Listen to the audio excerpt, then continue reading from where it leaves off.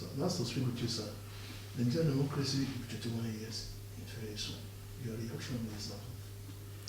I don't think the Nigerian democracy is just 21 years. Maybe the Fourth Republic, you could say it will be 21 years. I know that between 1960 and 1966, there was democratic government pattern along parliamentarism. But if you are talking about the latest experience in democracy, I would say that going by the period that it has lasted without another military interregnum, it has been an enduring democracy. Be that as it may, there are still some areas that we need to develop our democratic experience. One is in the area of electoral reform. The trend towards electronic voting needs to be seriously been examined. Then secondly, voter education and mobilization need to be strengthened. You discover that there is this evil of vote buying, which is very pervasive. There's a need for all of us in the democratic experiment to look at how do we address the issue of vote buying, because it is antithetical to democratic development. It will mean that even terrorists having resources can come and take over a democratic process. Then, of course, rule of law also need to be strengthened. Then the institution of party politics are devoid of imposition and devoid of manipulation also need to be checked. The essence of democracy is that the will of the people must reflected in governance. And when it's reflected in governance, there will be sense of responsibility on the part of those that are shadowed responsibility to govern, to ensure that they deliver on security and welfare of the people.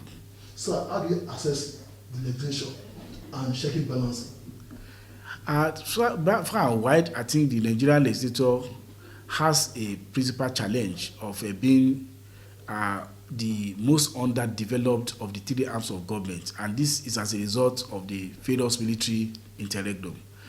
The Nigerian National Assembly is like just cutting its teeth, and I think with proper leadership, as is exemplified by the present National Assembly leadership, will be able to have an enduring experience in the legislative arm.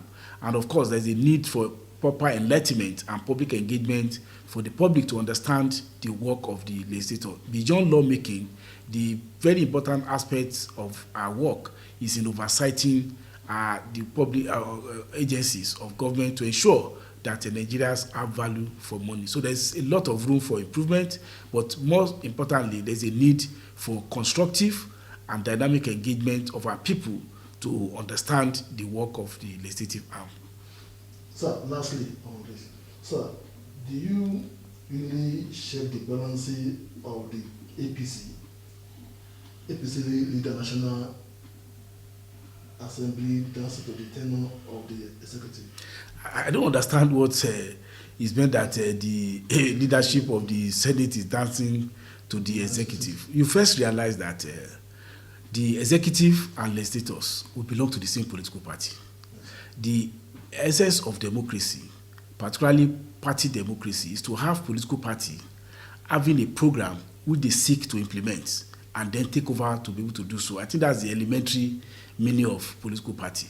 So it is not by accident that Nigerian people in electing President Buhari also elected a majority of the National Assembly to be from the same party. But beyond that, what we have in the 9th Assembly is actually a bipartisan legislation. And that's why you see there is less acrimony and less bickering in the Senate and the House of Rep, because both parties, major party, PDP and APC, we agree that we want to work in a National Assembly that work for Nigeria and Nigerians.